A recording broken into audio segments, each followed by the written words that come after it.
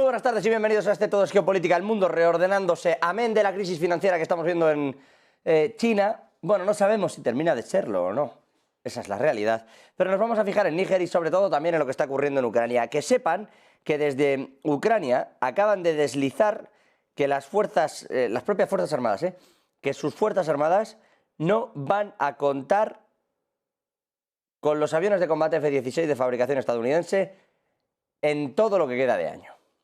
Porque las fechas de entrega, porque los suministros que se habían prometido no van a llegar.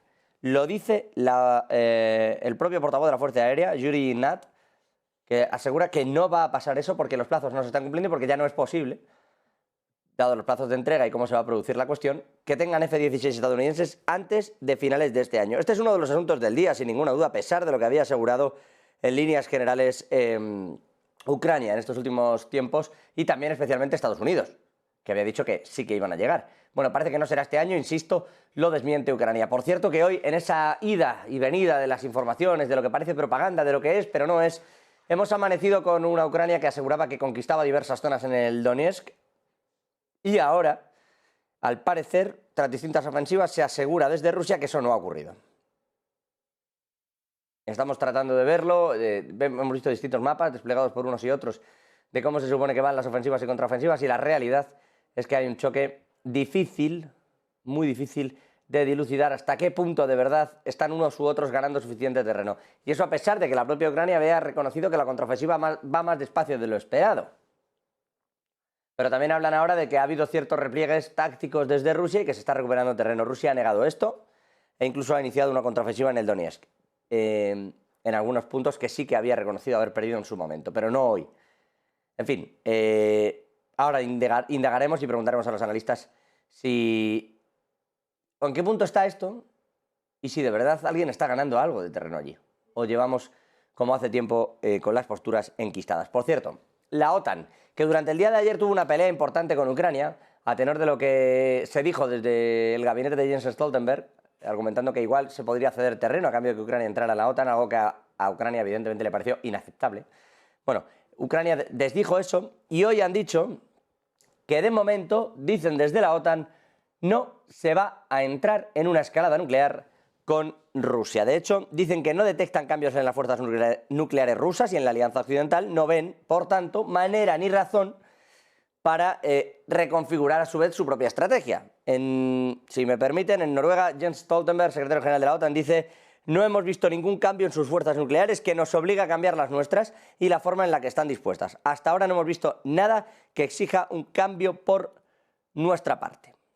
Dice que considera que hay desde Estados Unidos un amplio apoyo tanto de demócratas como de republicanos a Ucrania y que la contraofensiva para expulsar a Rusia sí está funcionando. Dice que avanza lenta pero inexorablemente.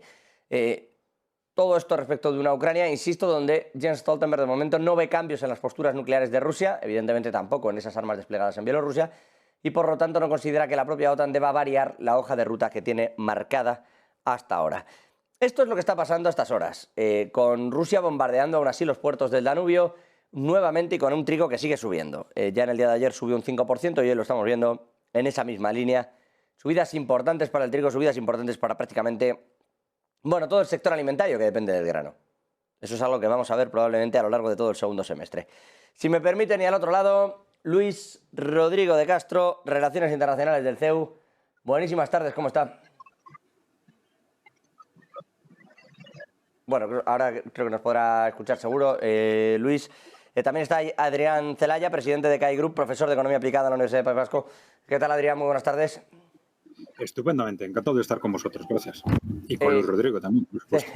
Luis, Adrián, Luis, por ir primero al grano, antes de ir con distintas cuestiones, llevo un rato mirando mapas, de aquí y de allá. Ahora. Ahora se te escucha fantástico, Luis.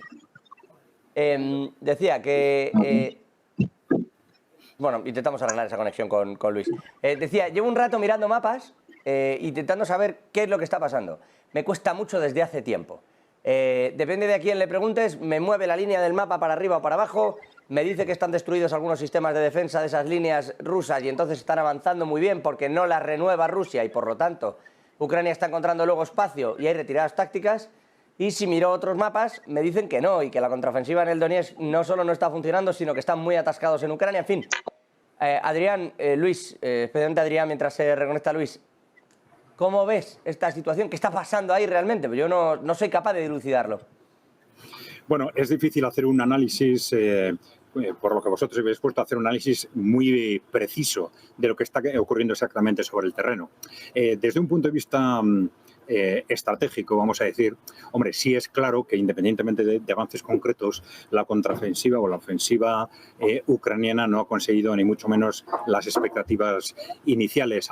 Parece que ha conseguido algunos avances de territorio, que Rusia ha conseguido otros, y hay de alguna forma un cierto equilibrio territorial. Ahora, ¿esto qué quiere decir en la práctica? Pues claro, que hasta qué punto, nos está diciendo hasta qué punto realmente lo importante es el territorio, porque dentro del contexto de esta ofensiva, la apuesta por conseguir territorio o por avanzar rompiendo quizás en los espacios territoriales ocupados por Rusia era la gran apuesta de Ucrania, mientras que no ha sido esa la apuesta de Rusia, no ha sido una apuesta territorial, sino ha sido una apuesta de desgaste.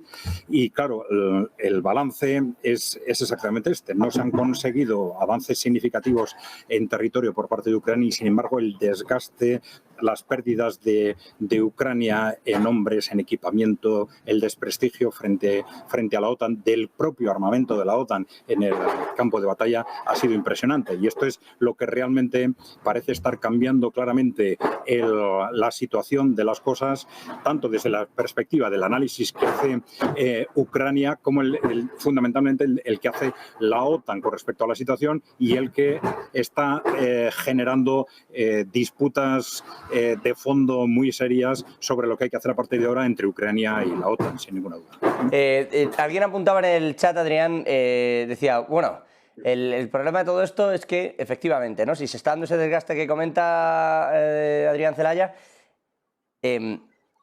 vamos a empezar a ver, quiero decir, si uno no está cogiendo territorio y el otro está perdiendo arsenal, vamos a empezar a ver ya estas buenas palabras, buenas intenciones. Bueno, vamos a ver si dejamos esto como está. A un funcionario, y digo un funcionario de la OTAN por no decir directamente desde el gabinete de Stoltenberg, se dejó caer el lunes que, bueno, si se cedía un poco de territorio a cambio de que Ucrania entrara en la OTAN y ahí acabábamos con todo, era una forma de acabar con esto. Sí, bueno, esto ha sido muy fuerte precisamente porque ha sido un funcionario de primer nivel de la OTAN el que lo ha dicho, pero este tipo de declaraciones se han repetido durante los últimos meses en distintos países occidentales. Han dejado claro que de una forma u otra, viendo lo que estaba sucediendo, su última baza en Ucrania era esa contraofensiva, a ver, aunque no hubiera muchas expectativas, a ver si en esa contraofensiva de alguna forma se conseguía romper la relación de fuerzas, pero viendo que estaba sucediendo exactamente lo contrario, pues ya estaban apostando que quizás había que intentar algo en otoño, precisamente porque ya el tiempo estaba empezando a correr claramente a favor de Rusia, y cuanto más se retrase, las coordenadas estratégicas van a correr más fácil a favor de Rusia. Esto es claramente lo que está generando este contexto que vosotros estáis comentando. Desde la OTAN, desde los países occidentales, se está apostando ya claramente.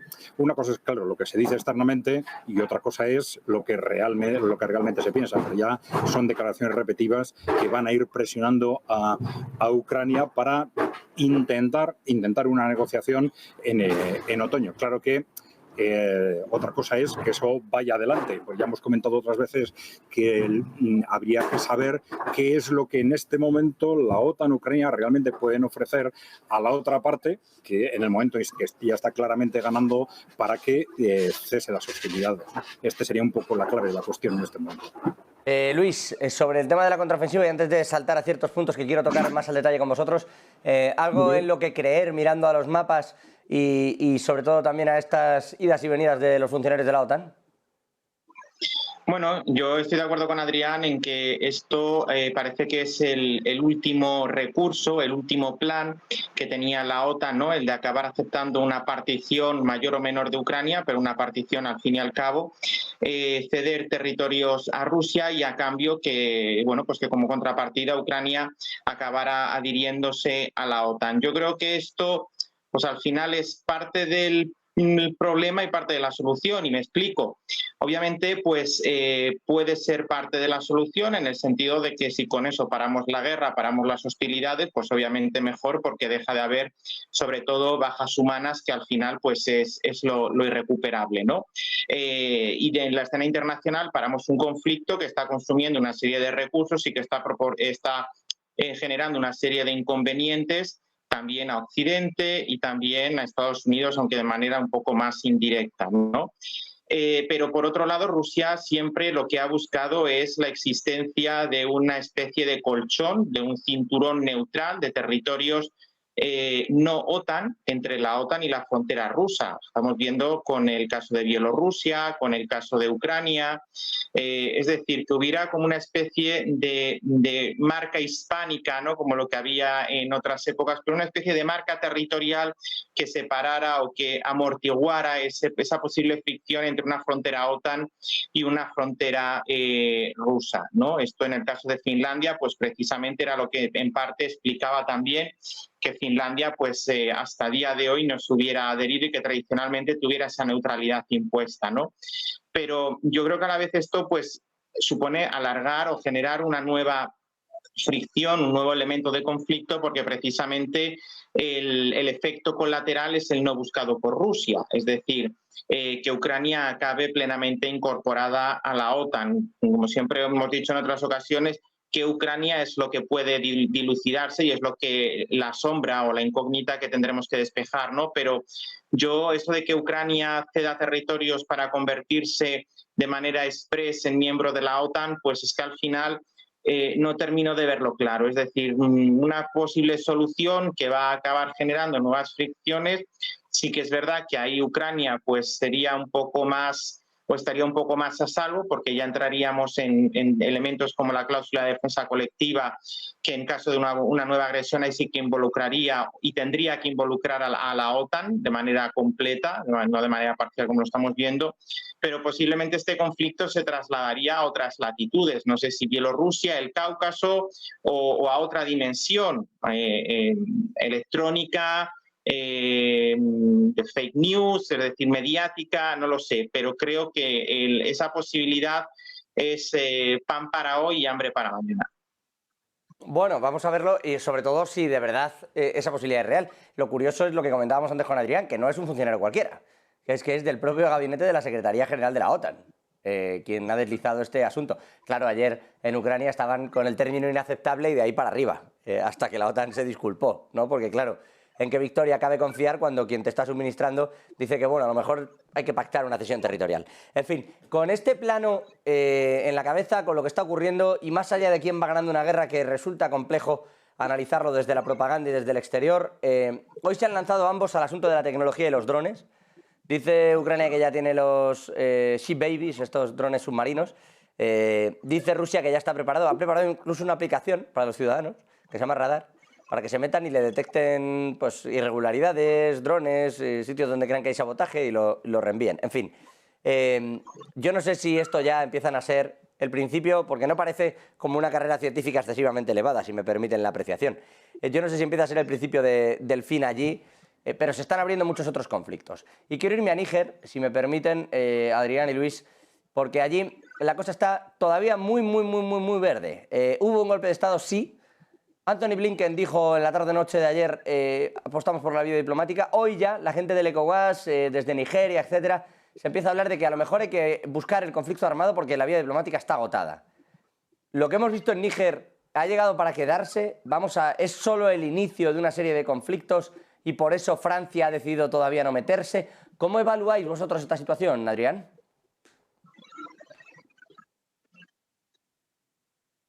Estás silenciado, creo. Perdóname, Adrián. No. Bueno, lo intentamos ahora, a ver si le escuchamos. ¿Ahora sí? Ahora sí, ahora es fantástico, Adrián. Bueno, vamos a ver. Yo creo que lamentablemente esto hay que verlo como parte del mismo conflicto. Tanto el mismo conflicto que Ucrania, ¿no? Es decir, estamos ante un enfrentamiento entre países emergentes y en buena parte países en desarrollo contra Occidente en su conjunto y lamentablemente estas son las fuerzas que de forma más o menos directa o indirecta, si se quiere, pues están detrás de lo que está sucediendo y de lo que vaya a suceder en Níger, ¿no?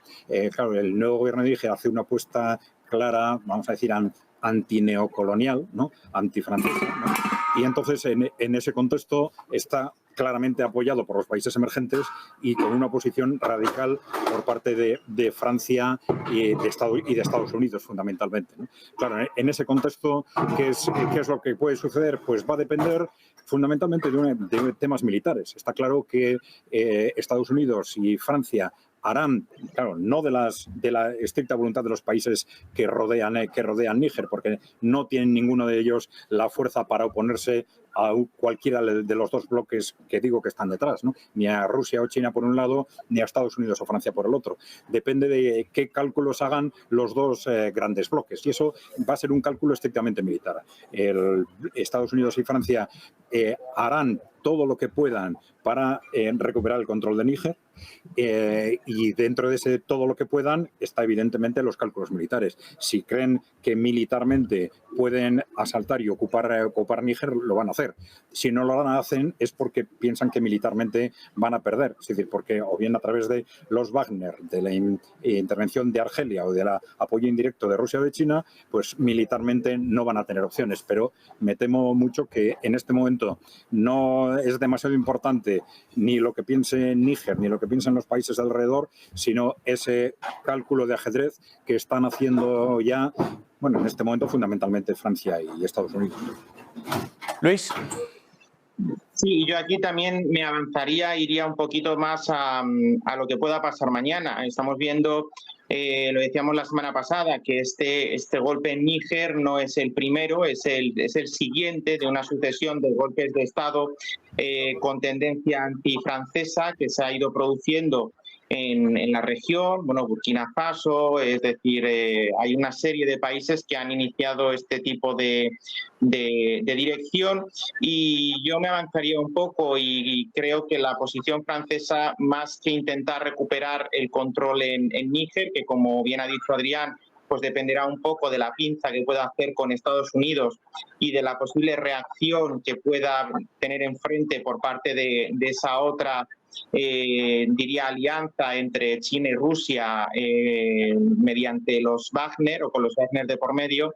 Yo creo que lo más inteligente para Francia sería adelantarse posiciones e intentar reaccionar de alguna manera en aquellos otros países en los que todavía la presencia francesa es importante, está consolidada a día de hoy y no está puesta en cuestión, ¿no? Yo creo que si todo sigue la dinámica y la inercia que ha ido siguiendo, pues posiblemente algún otro país también pueda en los próximos años sufrir algún tipo de movimiento o de situación similar a las que se está viviendo en el occidente africano francófono, ¿no? Y ahí yo sí que creo que la diplomacia francesa debería anticiparse, debería, bueno, incluso podemos utilizar el término, ¿no? Replegar ciertas velas con el objetivo de consolidar su presencia y de que esa escasa o no, en algunos países sí lo es, en otras es mucho más fuerte,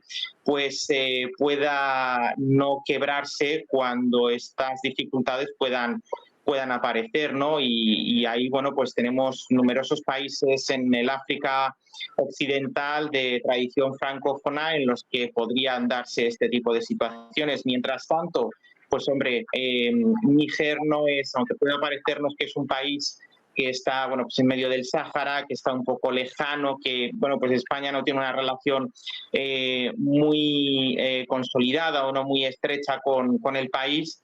Aquí también yo creo que es importante recordar que lo que pase en el Sahel, en la zona del Sáhara, aunque por tradición no tengamos una vinculación muy estrecha, es importante no solo para España o para Francia, sino también para toda la Unión Europea, porque dependiendo de la situación política y social que se viva en esos países, pues los flujos migratorios hacia Europa, hacia el norte, pueden incrementarse y las dificultades que hemos visto en el Mediterráneo en años atrás pues pueden volver a repetirse. Pero, llegado Adrián, el caso de que haya un mucho de población. Sí, dime. No, Adrián, Luis, Adrián. A ver, lo digo porque cuando miramos a Níger, Empezamos con el asunto del uranio, el oro, etcétera, etcétera, pero sobre todo empezamos a tener la sensación, decía Adrián, y es importante esto, no se puede separar el conflicto de lo que está ocurriendo allí de lo que ha ocurrido en Ucrania. Porque puede ser que el golpe de Estado no se hubiera dado sin que en Ucrania esté pasando lo que está pasando, porque los activos que hay detrás del golpe que se produce vienen de donde vienen. Les habéis puesto vosotros nombre. Yo es que aquí los tenemos ya por innombrables, pero bueno, todos les ubicamos, ¿no? Quienes se asientan en Bielorrusia. El caso, esto que ha pasado en Níger, ¿lo veis pasando en otros lugares para desestabilizar precisamente algunos países de la OTAN? ¿Y lo veis incluso como parte de una negociación futura por la paz? Oiga, esténse quietos y dejen de mandar armas a Ucrania, terminemos con esto, esto queda así, así. ¿O podemos hacer saltar el pivote en muchos más sitios? Sí, claro, yo sí. Sí, pero sí, yo sí lo veo extrapolable a otros sentidos. Es decir, aquí hemos hablado del caso de Taiwán, que es el más palmario, en el que están China y Estados Unidos, pues bueno, McCarthy, Nancy Pelosi, esas fricciones que hay, pero no son los únicos. La presencia china en África está muy extendida. Está en algunos sitios, tienen hasta bases militares, por ejemplo en Djibouti tienen una base militar. El modelo ruso pues es cada vez más admirado, sobre todo en países de África. Es decir, yo sí que creo, y claro, y lo que decía antes, que haya estabilidad, sobre todo en la parte del Sahel, porque nadie va a ir desde Sudáfrica a cruzarse el Mediterráneo, pero atravesar el Sáhara, hombre, es un desafío vital, pero la gente hemos visto que lo ha hecho y lo hace, ¿no? Y es un poco la medida de presión. Bueno, pues vamos a intentar frenar estas cosas en algunas latitudes, porque si no podemos empujar como una ficha de dominó y que esto vaya cayendo una tras otra, de manera que tú el conflicto que a día de hoy no tienes sobre una determinada cuestión en una determinada zona geográfica, puede que sí aparezca, ¿no? Y yo eso sí que lo veo extrapolable, sobre todo a países de la mitad norte de África, por ejemplo. Más que aparte en algún país de la OTAN también podría producirse, porque bueno, por movimientos separatistas que hay, que puedan, de hecho se ha reconocido, ¿no?, que la injerencia rusa en el conflicto catalán hace unos años, es decir, que esos elementos también pueden estar presentes y pueden darse. Sí, de hecho el Departamento de Estado acaba de reconocer que ellos influyeron para quitar al primer ministro de Pakistán, precisamente por este tema, porque el primer ministro de Pakistán había establecido fuertes relaciones con Rusia y con China, y que el año pasado trabajaron activamente para derrocar al primer ministro. Es decir, esto es vamos a llamarle guerra fría, pero guerra fría mundial. No es una guerra fría alrededor del conflicto de Ucrania, ni tampoco es una cuestión en la que ya estemos hablando de utilizar, por ejemplo, la situación de Níger como una especie de argumento de negociación para resolver de una forma u otra lo de Ucrania. No, al final los acuerdos van a tener que ser globales, ni siquiera, por ejemplo, para el conjunto de África. Seguramente tendría que haber, ya lo hemos comentado otras veces, pues probablemente una mesa, si no es de carácter confidencial, de carácter público, de una forma u otra, entre por lo menos China, Rusia y Estados Unidos, donde, de ser posible, aunque ya sabemos que en este momento es difícil, pero sería lo ideal, donde se pactara el futuro del mundo. Y eso implicaría qué va a pasar en África, cuál va a ser el peso de cada uno de los actores, qué va a pasar con el conjunto del mundo, qué va a pasar con el sistema monetario, qué va a pasar con Europa, etcétera. Pero es evidente que todo ello está interrelacionado y que los conflictos en los países que estén en una situación intermedia, dudosa, o a los que se pueda presionar desde una dirección a otra, van a ser continuos mientras la situación actual dure, sin ninguna duda. ¿Y dónde lo veis saltando? Porque mencionaba Taiwán, etcétera, etcétera. Ahora hablaremos de Taiwán. También quiero hablar de los BRICS. Ojo, porque viene una cumbre trascendental del 22 al 24, pero tengo que hacer una breve pausa y no quiero irme sin esto. ¿Dónde veis saltando estos conflictos en África? Hay gente con una presencia importante por parte de Rusia. Hay unas influencias importantes en algunas zonas sin que lleguen a tener el poder. Luego hablabais vosotros, os decía Adrián, el tema de Pakistán y cómo Estados Unidos, bueno, pues va también metiendo mano. Estados Unidos es precisamente quien ayer hablaba de diplomacia en Níger. Hoy eso parece que se va perdiendo. A ver si la diplomacia, y esto os lo traslado también, no va a ser convencer a los que dan el golpe de Estado de que sigan la línea que había antes. Bueno, aquí la diplomacia... Perdón, Adrián. No, aquí Gracias. No, yo aquí la diplomacia, por lo que veo, es un poco la diplomacia que marca Estados Unidos, ¿no? Y sí que es verdad que al final pues tenemos la organización regional. Llámalo diplomacia, llámalo presionar, ¿no? Bueno, llamémoslo diplomacia, que es el término. Yo le he dicho diplomacia porque es el término que tú has utilizado, ¿no? Aunque en la realidad puede que tú es que es lo que dijo Blinken. Blinken le llamó diplomacia al tema, ¿no? Por eso.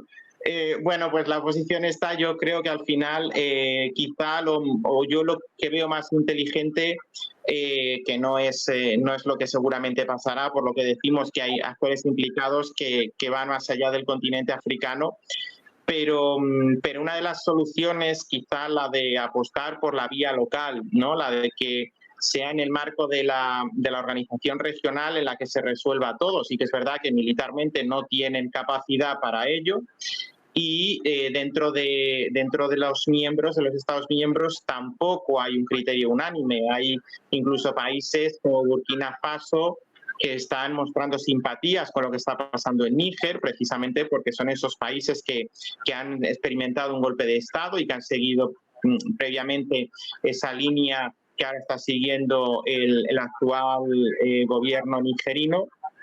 Pero a partir de ahí podrían darse esos dos escenarios, ¿no? Sí que es verdad que al final pues será lo que la diplomacia estadounidense de una manera más soft o más hard pues pueda indicar, teniendo en cuenta que esto es como una ensalada, ¿no? También está el elemento chino, el elemento ruso, y a partir de ahí pues será una ponderación de fuerzas, y lo que pase en Níger pues yo creo que puede ser indicativo de lo que podría suceder en no mucho en otros lugares. Y lo vamos a narrar, Adrián, al respecto de esto. No, sí, evidentemente el objetivo, en primer lugar, de la diplomacia tiene que ser conseguir las cosas gratis, ¿no? Y si se puede conseguirlas simplemente convenciendo, o simplemente con presiones, o simplemente con amenazas, estupendo, ¿no? Si pueden, ya digo, pasarán a la otra vía, a la vía militar, si creen que o bien pueden ganar o pueden crear un contexto de desgaste para la otra parte, ¿no? Como de alguna forma ha funcionado en Ucrania. Si creen que pueden generar un contexto de desgaste para Rusia o para China, ¿no? ¿Dónde puede estallar? En África puede estallar en distintos países. Bueno, últimamente se está mencionando incluso Nigeria. ¿Por qué puede estallar en distintos países? Porque, por ejemplo, al contrario de lo que ha sucedido en Pakistán, donde había un gobierno, vamos a decir, pro países emergentes y un ejército claramente pro-occidental, pro Estados Unidos, en muchos países de África, en algunos países de África, sucede lo contrario. Hay gobiernos que han apostado, a veces recientemente, por el bloque occidental, pero en los que el ejército tiene una clara apuesta a favor de Rusia y China, que se está extendiendo con mucha fuerza en distintos países de África como consecuencia de esa dialéctica, vamos a decir, antineocolonial. Ellos dicen, bueno, apostar con Occidente es apostar por mantener el neocolonialismo, apostar por China y Rusia es apostar por romper con ese tipo de relaciones, y entonces hay movimientos en distintos países en el ejército muy favorables a Rusia y China que pueden generar estallidos de este tipo con mucha facilidad. Vamos a ver cómo se genera. Recuerda un poco, yo no sé si a vosotros también os lo parece, recuerda un poco a toda esta parte de la Guerra Fría. Alguien apuntaba ayer, bueno, le llamamos Guerra Fría, pero ya de Guerra Fría tiene poco. A lo mejor entre China y Estados Unidos. Pero aquí vamos ya en caliente en un montón de frentes. Pero recuerda un poco cuando se cruzaban aquellas administraciones americana y rusa en Kazajstán, Azerbaiyán, etcétera, etcétera, y de repente cuando ibas a atacar a una población que en teoría estaba indefensa, tenían misiles Stinger o lanzacohetes que no esperabas, ¿no? Empieza a resultar algo parecido ahora en puntos de África, ¿no? Donde creía seguramente Francia tener controlado una situación con un gobierno que tampoco es que fuera democrático, vamos a poner las cosas en el sitio, pero deponen a Bazoum y anda, resulta que tienen un ejército relativamente armado y que por detrás hay potencia, ¿no? Y Francia... bueno, Macron, que fue a dar un primer paso y tuvo una primera declaración muy beligerante, como queriendo entrar rápidamente en Níger a recuperar las cosas como estaban, desde luego se ha agarrado bastante a la silla para no ir y para no realizar ese tipo de intervenciones ante lo que puede ocurrir con Mali, Nigeria y demás países alrededor. Brevísimamente, porque al final no me voy a pulir nunca, pero brevísimamente, Adrián y Luis, ¿veis esa problemática de que en realidad estén rearmados todos los grupos opositores en esas regiones? Bueno, algunos grupos opositores sí, sin ninguna duda, y que estamos en un contexto de intermedio entre Guerra Fría y caliente también. Claro, depende a qué le llamemos Guerra Fría, pero evidentemente sí se parece a ese tipo de contexto de la Guerra Fría en el que había conflictos bélicos en los que las grandes potencias intervenían de forma indirecta, ¿no? Fue mucho más directo, por ejemplo, en la guerra de Corea. Aquí tenemos un enfrentamiento indirecto, por ejemplo, a través de Ucrania, y también en África se han producido en distintos países a través de apoyos por ejemplo, fundamentalmente de Francia a gobiernos concretos o incluso a fuerzas como el Estado Islámico o Al-Qaeda, y enfrente teniendo a fuerzas de Wagner, evidentemente de forma directa o indirecta, apoyadas desde Rusia. Ese contexto se puede repetir. Francia hasta ahora se ha ido retirando porque ha hecho la valoración de que militarmente no podía resolver el problema, pero claro, ya estamos, a partir del estallido en Ucrania, estamos hablando de un contexto en el que ya no es Francia y Estados Unidos, ¿no? Francia tiene intereses directos, pero Estados Unidos tiene esos objetivos globales de defenderse frente al bloque emergente. Entonces, sigue habiendo un cálculo militar, pero ya es un cálculo militar establecido fundamentalmente desde Estados Unidos. Podemos defendernos, podemos contrarrestar estas fuerzas indirectamente, vamos a decir, apoyadas por Rusia y China, o no podemos, ¿no? Yo no sé si van a querer o no. Luis, por cerrar este bloque, yo no sé si esto... Estaba yo pensando en países en conflicto en aquellos momentos de la Guerra Fría. No sé si había una película, creo que era de Tom Hanks, la guerra de Charlie Wilson, ¿no? Bueno, imitando al senador Charlie Wilson, que consiguió armas vía financiación privada para Afganistán para que lucharan contra los rusos. Por eso pregunto yo si no hay también aquí un poco de todo eso por detrás y va a haber conatos de este tipo de rebeliones en África, Luis. Sí, yo lo decía, yo creo que esto es extrapolable, es decir, es un movimiento que empezó hace unos años en algunos países, Mali, Burkina Faso, ahora tenemos el caso de Níger y claro, yo sí lo veo continuando en países vecinos de la zona, pues a lo mejor el día de mañana es Chad o como decía Adrián, Nigeria, que tiene una problemática o una fractura, un clúvit social bastante importante entre el norte y el sur, una parte en la que se aplica la Sharia, es decir, en la que los movimientos islamistas incluso hacen incursiones en territorios cristianos y acaban pues con la vida de centenares de personas, un sur que está mucho más ligado a otras cuestiones, no tanto al Magreb, es decir, a los países cercanos y vecinos. Yo creo que son caldo de cultivo y son por decirlo simple y llanamente, carne de cañón de cara a futuros conflictos. Es decir, el cinturón que va desde Senegal hasta Djibouti, toda esa línea, toda esa franja que abarca pues en torno a una veintena de países, yo creo que son los que potencialmente pueden ser escenario de una repetición del conflicto como el que estamos viendo en Níger. Tampoco hay que olvidar que hay un conflicto latente en la República Centroafricana, por ejemplo, y que entre medias está Camerún, ¿no? Aunque Camerún pues tiene un poquito más de estabilidad aparentemente, pero bueno, a día de hoy tenemos esa situación en Níger, en algún país, como decía, en años anteriores, y ese es el target en el que yo veo que podría volver a darse. Bueno, vamos a verlo y vamos a analizarlo. Me van a dar 2 minutos, no se muevan, que sé que además estáis muchos conectados, estáis opinando sobre todo esto. Alguno, de hecho, decía, no querrá Níger y compañía de repente entrar en los BRICS, porque ahí cambia por completo encima la balanza. Vamos a analizarlo, pero dennos por favor 2 minutos, hacemos una brevísima pausa, regresamos. Siguen aquí Adrián Celaya, sigue Luis Rodrigo de Castro y miramos toda la situación y la cumbre de los BRICS de la semana que viene. No se muevan, ahora volvemos. Tenías publi ahora, ¿no?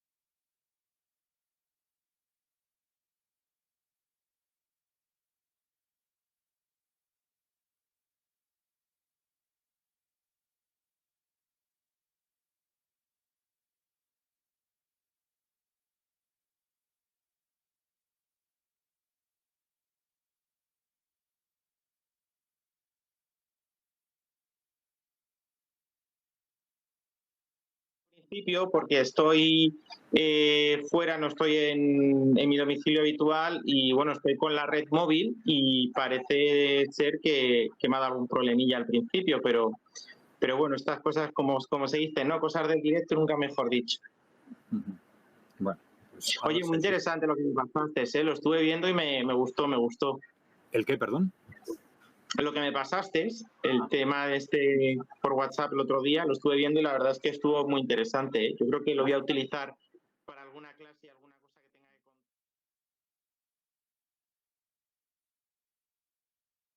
que de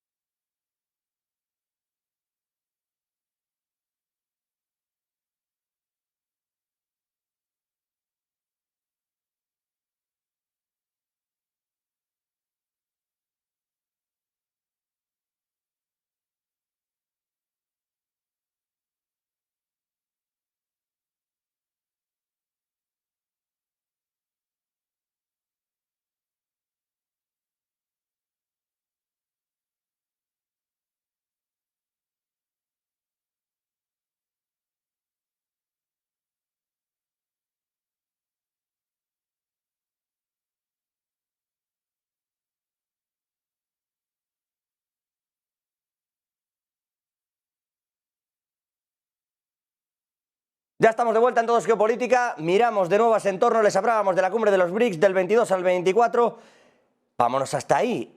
Adrián Celaya, Luis Rodrigo de Castro al otro lado de la pantalla. ¿Qué va a pasar en una cumbre en la que tienen, hemos llegado a ver hasta 70 países, pero bueno, formalmente hay más de 20 peticiones para entrar en los BRICS? Se habla de que van a ser aprobadas la de Argentina, Egipto, Irán, Arabia y Emiratos. No son pocos y son bastante trascendentes quienes podrían entrar a formar parte de un club que parece pequeño cuando se habla de países emergentes y de los BRICS, pero que son el 43% del PIB mundial. Los que ya están. No quiero yo contar todos los que puedan entrar.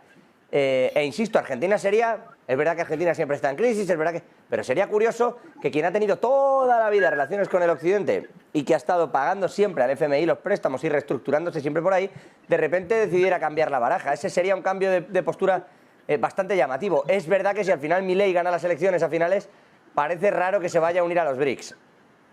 Pero ojo que las puede ganar Massa, que es el actual ministro de Economía y es quien está corriendo la carrera por la parte peronista y tiene su propio tercio de votantes. ¿Cómo veis esta cumbre de la semana que viene? ¿Cómo veis que se está desarrollando este entorno, Adrián, Luis? Bueno, el que haya todos esos movimientos, tú has mencionado 70 países, ha habido efectivamente distintas cifras, ¿no? 70 países que se han movido de una forma o de otra para entrar en los BRICS, independientemente de que las solicitudes formales hayan sido 20 y de, en la práctica cuántos acepten, nos está reflejando lo que ha sido el gran cambio geopolítico de este año, que ha sido ese vuelco de los países emergentes y en desarrollo, ese vuelco mayoritario hacia el bloque de Rusia y China, que ha sido algo sorprendente, ¿no?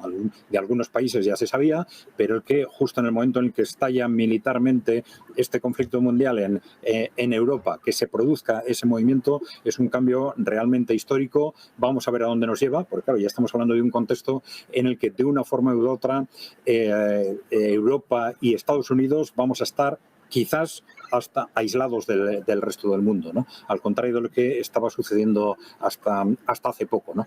Vamos a ver, porque desde un punto de vista ya más de procedimiento, el quiénes entran y no es un tema que yo creo que es muy complejo, independientemente de las opiniones internas sobre quién sería conveniente o no que entrase.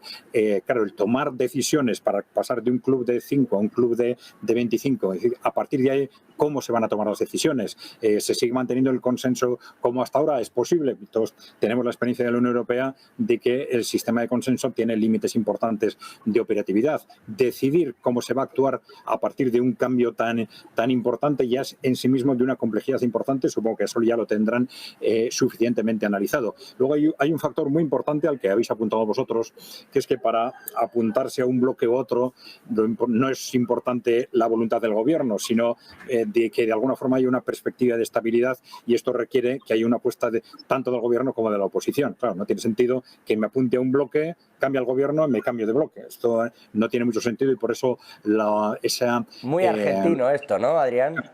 Ese cambio de Argentina no tendría mucho sentido, ¿no? Pero aunque desde el punto de vista de estructura económica sí lo tendría, evidentemente, porque como vosotros habéis mencionado, esa dependencia con respecto al FMI ha sido una dependencia terrible, ha sido una dependencia claramente neocolonial, en la que Argentina ha percibido muchas veces fondos para temas, necesitando fondos, percibido fondos para temas que no necesitaba, mal utilizados, a veces de forma promocionada precisamente por los fondos internacionales, como se ha hecho frecuentemente en África, para generar dependencias futuras. Entonces, liberarse de ese tipo de dependencia para establecer otro tipo de relación con los países emergentes, objetivamente tendría mucho sentido. Pero claro, el que estén de acuerdo en dar ese paso, tanto el gobierno como la oposición, es fundamental, ¿no? Luis, al respecto de lo que va a ocurrir en los BRICS, y dejando de lado un poco esta posición, comentaba Adrián y lo comentaba yo medio en serio, pero es que es verdad que, claro, depende de quién gane en Argentina. En concreto, el caso argentino siempre será único. Pero yéndonos al resto, Luis, esa reunión del 22 al 24, esa cumbre, ha dicho hoy el gabinete de Lula da Silva que se van a aceptar ahí oficialmente nuevos miembros, ¿eh? No es que estemos especulando sobre quién, es que han dicho que va a haber nuevos miembros y que se recepcionarán en esa cumbre. Sí, bueno, pues yo, a la primera pregunta de cómo vivimos esto, pues yo creo que con mucho interés, ¿no? Porque al final, como ha dicho Adrián, esto supone ver qué transformación va a adoptar esta organización, ¿no? Los BRICS van a dejar de ser los BRICS, como lo hemos conocido hasta ahora, bien porque el nombre, bueno, pues igual es un poquito más largo, pero bueno, independientemente de cuestiones así un poco tan baladís, habrá que ver la mecánica, la operatividad que empieza a adoptar la organización y qué vaivenes puede haber en el seno de la organización a partir de ahora, porque lo has mencionado tú, José, el caso de Milei, ¿no? Es decir, yo creo que entrar en los BRICS, igual que entrar en cualquier otro bloque o en cualquier organización, tiene que ser una política de Estado, ¿no? Al final va a ser una especie de ancla que va a condicionar la política nacional, tanto en su parte interna como en su parte exterior, a partir de ese momento, ¿no? Y que Argentina pues entre ahora, o que pueda entrar ahora, también es verdad que es un poco como contrapeso a Brasil, ¿no? Se puede ver de esa manera, pero que entre en un momento en el que está a 2 meses de renovar la presidencia y de poder bascular ideológicamente en un sentido totalmente radical al que tiene ahora mismo, pues es cuanto menos digno de atención, ¿no? Por otro lado, bueno, pues mencionabas esa lista, ¿no? Emiratos Árabes, Irán y bueno, y ¿por qué Arabia, no? Por el peso que puede tener, ¿no? Y su vinculación también con la OPEP. Bueno, pues a mí se me ocurren otros que a lo mejor no han presentado la solicitud, ¿no? Pero aquí siempre, igual que cuando ha habido la tan manida y la tan comentada reforma del Consejo de Seguridad de las Naciones Unidas, pues siempre se han puesto sobre la mesa potencias regionales medias, ¿no? Pues por ejemplo Pakistán, en el caso de Asia, una potencia emergente que podría ser parte de los BRICS, bueno, buscar un poquito más de equilibrio territorial en parte para compensar esa carencia que pueda haber, pero bueno, lo único que tenemos claro es que va a haber nuevos miembros en ese club, pero hay que ver cómo se desarrolla en los próximos meses, sobre todo en el caso argentino, de ser aceptado como país BRIC. Y a partir de ese momento, las dinámicas que empiezan a darse en el seno de la organización, precisamente en un contexto en el que todavía estamos rematando algunas cosas con el tema de Ucrania. Sí, esto está fresco, efectivamente, como dices, Luis, pero hay una cosa que parece innegable. Y no entro aquí. Hay un amigo que siempre comenta, bueno, hay un cambio, es verdad que a Estados Unidos le pasa esto, le pasa lo otro, pero yo prefiero vivir en Estados Unidos, ¿no? Suele decir, como ejemplo de cambia el orden y no son los mejores, pero prefiero esto. Cuidado, estamos llegando a un momento histórico, lo digo porque esto siempre pasa, en el que de verdad gira ese orden mundial. Les decía yo, un 43% del PIB pertenece a los BRICS, a los actuales. No ya si entran Emiratos, si entra Nigeria, si entra Irán, si entra Egipto, si se ponen a entrar todos estos, incluido Turquía, por cierto, que quiere estar en este ajo a pesar de ser ya miembro de pleno derecho de Europa, que esa también es buena. En general, el funambulismo de Erdogan no tiene límites, cualquier cuerda es capaz de traspasarla perfectamente con los dos pies. Como entre toda esta gente, van a superar el 50% del PIB sin muchos problemas, del PIB global. El G7 representa en torno al 26-27%. La diferencia es muy honda. Claro, India tiene un crecimiento espectacular. Está habiendo un cambio de orden. Quiero decir, a Estados Unidos no le viene bien, pero Europa debería empezar a repensar, oiga, China no quiere un conflicto, ¿por qué estamos dejando de aliarnos con China? Bueno, y cuando decimos Europa debería repensar, habría que concretar de quién estamos hablando, pero es evidente bueno, que también. Ya hay responsables políticos, pero sobre todo sectores empresariales, muchos sectores empresariales, y por centrarnos en algún sitio, pues sobre todo vamos a decir, por ejemplo, en Alemania, que llevan muchos años trabajando en la hipótesis de un acercamiento creciente al bloque de Rusia y China. Algo que durante este año parece haberse roto, pero habrá que ver en función de la evolución geopolítica si se ha roto definitivamente o provisionalmente. Pero esa idea de la complementariedad estructural entre Europa, entre Alemania fundamentalmente y China y Rusia está muy viva, sigue muy viva en las, digamos, sí, en los sectores empresariales de una buena parte de Europa. Entonces, no hay que descartar que ese tipo de movimientos se produzcan. Vamos a ver, porque todo está cambiando muy rápido. Estamos también en un contexto en el que, claro, como tú decías, el nivel de renta per cápita de Europa y Estados Unidos es mucho más alto, pero dentro de un modelo que lleva muchos años sin funcionar, en el que la productividad y la renta per cápita no crecen. En los últimos 15 años estamos creciendo por debajo del 1 de forma sistemática. Tenemos un sistema estancado. Entonces, frente a modelos que están en renta per cápita todavía más abajo, pero que están funcionando más eficientemente, pues bueno, las tentaciones, como vosotros decías, de pensar en qué estamos haciendo nosotros bien y mal y qué están haciendo los otros bien y mal, pues las tentaciones de repensar esto van a ser lógicamente cada vez mayores. Independientemente del cambio o no de un bloque al otro, el empezar a captar ideas puede ser cada vez más importante. Hay otros factores, evidentemente. Claro, en muchos países de Latinoamérica o de África, el factor de ruptura con el neocolonialismo es una motivación evidente para dar ese salto de cambio de bloque. Pero, como tú decías, analizándolo de nuestra perspectiva, yo creo que tenemos que pensar por qué Europa ha sido durante 5 siglos el líder del mundo económico, social y político, y de pronto en 2 generaciones nos estamos yendo al cajón de la historia. Evidentemente algo estamos haciendo mal. Y entonces dentro de ese algo que estamos haciendo mal no es solo una cuestión de que, por ejemplo, pues China haya aprovechado muy bien la coyuntura y ha hecho algunas cosas bien, sino que nosotros hemos hecho cosas muy mal para aceptar que se hunda nuestra demografía, con pasar el desarrollo escaso en un constante sobreendeudamiento, 15 años con la productividad estancada. Pues bueno, vamos a revisarnos a nosotros mismos. Y en ese sentido, tener los ojos abiertos a los 2 bloques es importantísimo si queremos dejar o cambiar esa trayectoria que nos está llevando, como digo, al cajón de la historia, ¿no? Luis, al respecto de los movimientos, decía Adrián lo de esos movimientos empresariales alemanes que prefieren volver a China. Alguien apuntaba a la goleta, creo que era en el chat, decía, bueno, Francia también. Bueno, Francia en realidad, según le venga el viento, a Emmanuel Macron, y según crea Emmanuel Macron que va a quedar en las páginas de la historia, entonces prefiere una cosa a la otra. En realidad trabaja en eso Macron, es marca Macron, no marca Francia, la verdad. Luis, al respecto de Europa, ¿cómo ves tú esos? Es verdad que hay puntos distintos, pero ¿cómo ves que esté quedando la situación y si crees que debiera girar hacia un nuevo apoyo, hacia lo que ya antes tenía?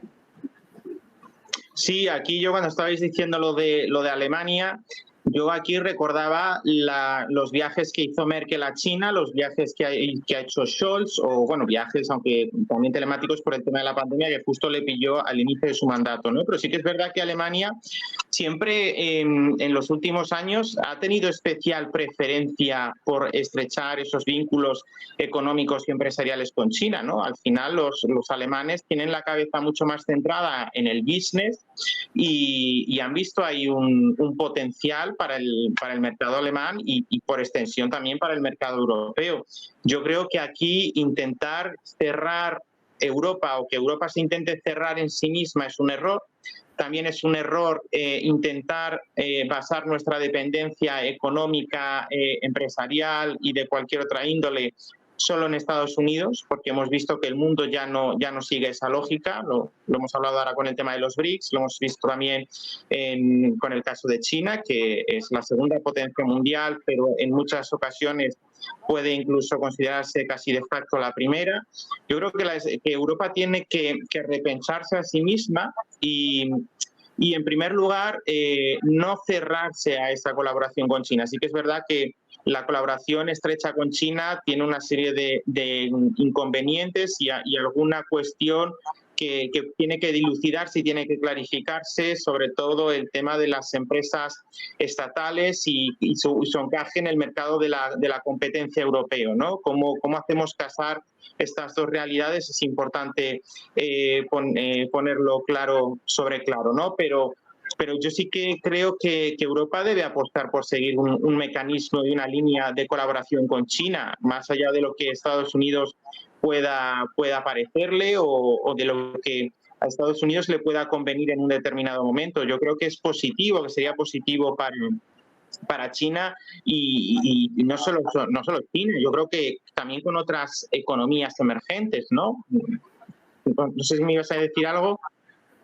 No, que efectivamente no solo China, sino también otras economías emergentes, por ejemplo India. Quiero decir, India, que es un actor que... ¿El qué? No, que estaba pensando justo en eso, te iba a decir, en India, que de facto es ya la primera potencia demográfica mundial, que tiene unos sectores económicos y productivos bastante interesantes y que pueden ser bastante eficaces y aportar mucho a ciertos mercados europeos y a ciertos sectores. Pero a partir de ahí yo creo que Europa también tiene que jugar esa carta de la multipolaridad de la que tanto presume y de la que tanta la hace, ¿no? Bueno, pues ¿por qué no colaborar con los BRICS, excluyendo a lo mejor Rusia con el tema de China?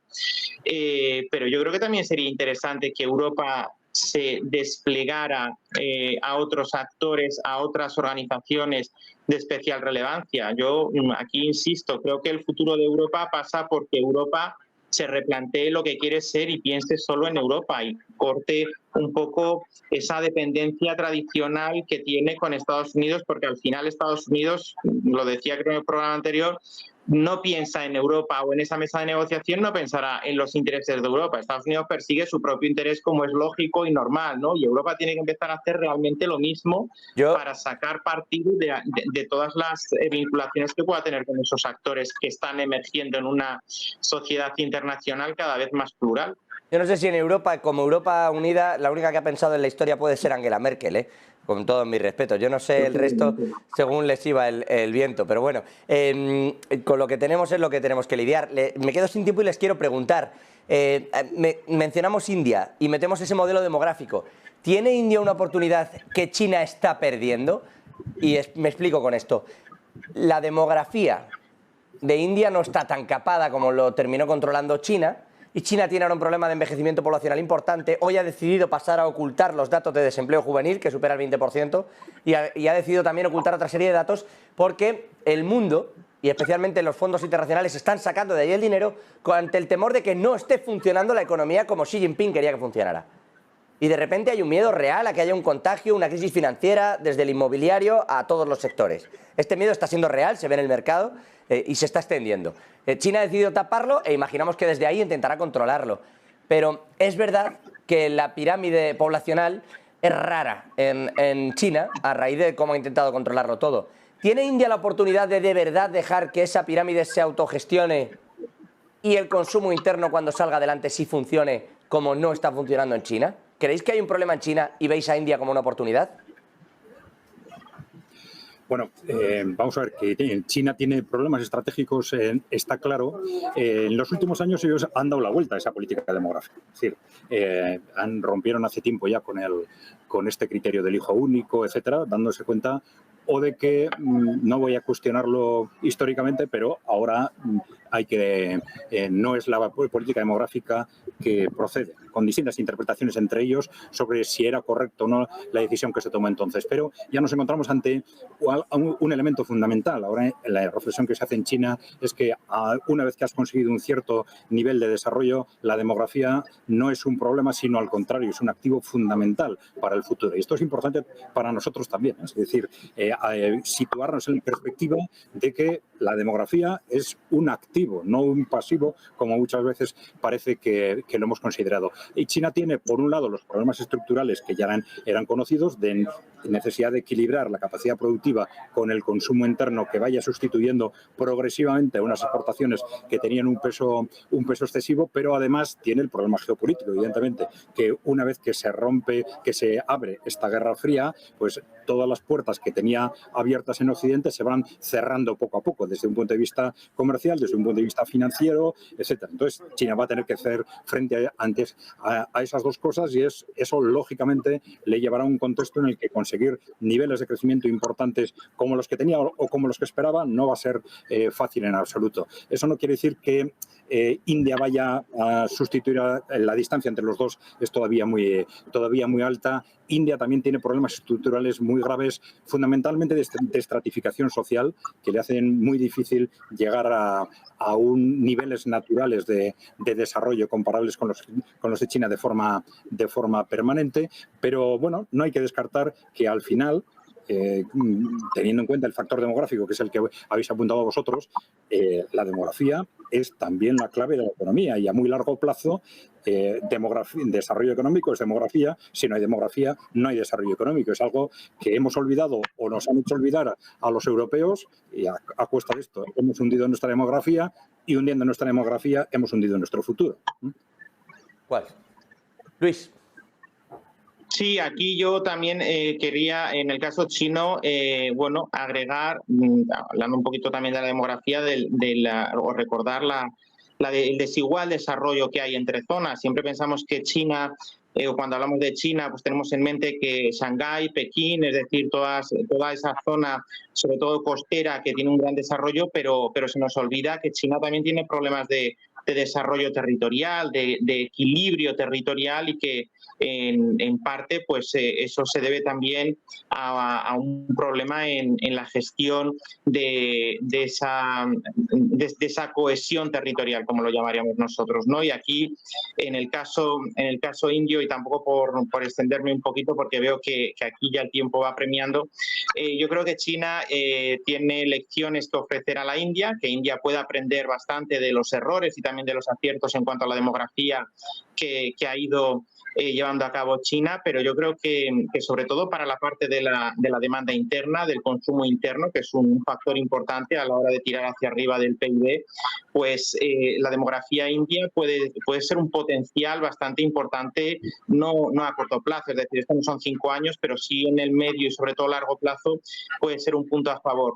También cómo India pueda ser capaz de ofrecer alternativas y de ofrecer oportunidades, sobre todo en el mercado laboral, a esos núcleos jóvenes de población que están apareciendo y que cada vez pues serán más numerosos, es un reto que tiene por delante el gobierno indio, pero a partir de ahí pues puede ser un potencial, el potencial demográfico que bien aprovechado pues puede hacer de India una de las potencias mundiales, incluso en términos económicos, ¿por qué no?